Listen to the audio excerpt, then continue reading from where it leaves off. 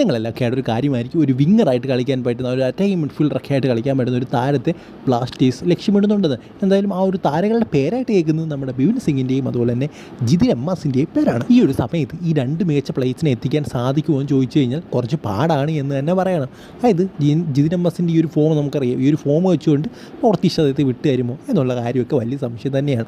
അതുപോലെ തന്നെ ബിപിൻ സിംഗിൻ്റെയും കാര്യം അത്യാവശ്യം സംശയമുള്ളൊരു കാര്യമാണ്. എന്തായാലും റൂമറായിട്ട് പറഞ്ഞു കേൾക്കുകയാണ് ഇവരെ കേരള ബ്ലാസ്റ്റേഴ്സ് സ്വന്തമാക്കാനുള്ള സാധ്യതയുണ്ട്.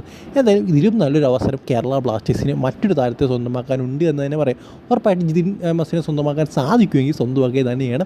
ബട്ട് ബിപിൻ സിംഗിനെ സ്വന്തമാക്കിയില്ലെങ്കിലും കുഴപ്പമില്ല. കാരണം നമ്മുടെ ലെഫ്റ്റ് വിങ് കളിക്കാൻ ഇഷ്ടംപോലെ പ്ലേയേഴ്സ് ഉണ്ട്. ജിതിൻ എംമാസ് ആണെങ്കിൽ വേണമെങ്കിൽ ഒരു സെക്കൻഡ് സ്ട്രൈക്കർ അല്ലെങ്കിൽ ഒരു അറ്റാക്കിംഗ് മിഡ്ഫീൽഡർ അല്ലെങ്കിൽ ഒരു റൈറ്റ് വിങ്ങറൊക്കെ ആയിട്ട് ഉപയോഗിക്കാൻ പറ്റുന്നൊരു താരമാണ്. ബട്ട് ബിപിൻ അങ്ങനെയല്ല, ഒരു ലെഫ്റ്റ് വിങ് മാത്രം കൂടുതലായിട്ട് കളിക്കുന്നൊരു താരമാണ്. സോ നമ്മളിനി മറ്റൊരു കാര്യം ഇമ്രാൻ ഖാൻ എന്ന് പറയുന്നത് ജംഷഡ്പൂർ എഫ്സിയുടെ വളരെ മികച്ചൊരു അറ്റാക്കിംഗ് മിഡ്ഫീൽഡ് റൈറ്റ് വിങ് പൊസിഷനിലൊക്കെ വളരെ മികച്ച രീതിയിൽ കളിക്കാൻ പറ്റുന്ന ഒരു താരമാണ് അദ്ദേഹം. സോ അദ്ദേഹത്തെ എന്താ പറയുക, ഈ ഒരു 2025 മെയ്യോടുകൂടി അതിൻ്റെ ഒരു കോൺട്രാക്റ്റ് അവസാനിക്കുകയാണ് ജംഷഡ്പൂർ എഫ്സിയായിട്ട്. സോ ആ ഒരു സമയത്ത് അദ്ദേഹത്തെ സ്വന്തമാക്കി കഴിഞ്ഞാൽ വളരെ നല്ലതായിരിക്കും. സോ എന്തായാലും ബ്ലാസ്റ്റേഴ്സ് ഇതുപോലുള്ള നല്ല നീക്കങ്ങളൊക്കെ നടത്തുമെന്ന് എനിക്ക് തോന്നുന്നില്ല. നിങ്ങൾ കളി കാണുന്നവരാണെങ്കിൽ നിങ്ങൾക്ക് മനസ്സിലാക്കാൻ സാധിക്കും ഇമ്രാൻ ഖാൻ ഏത് തരത്തിലുള്ള ഒരു പ്ലെയർ ആണെന്ന്. സോ അദ്ദേഹത്തേക്ക് നല്ല ടീമുകൾ സ്വന്തമാക്കിക്കൊണ്ടു നമ്മൾ ഏതെങ്കിലും ഒരു ലോക്കൽ താരത്തെ അല്ലെങ്കിൽ ഒരു ആവറേജ് താരത്തേക്ക് പൊക്കിക്കൊണ്ട് വരത്തുള്ളൂ. സോ എന്തായാലും ഇതുമായിട്ട് ബന്ധപ്പെട്ട് നിങ്ങളുടെ അഭിപ്രായം കമൻറ്റ് ബോക്സിൽ പറയുക. അടുത്ത വീട്ടിൽ കാണുന്നവരെ ഗുഡ് ബൈ.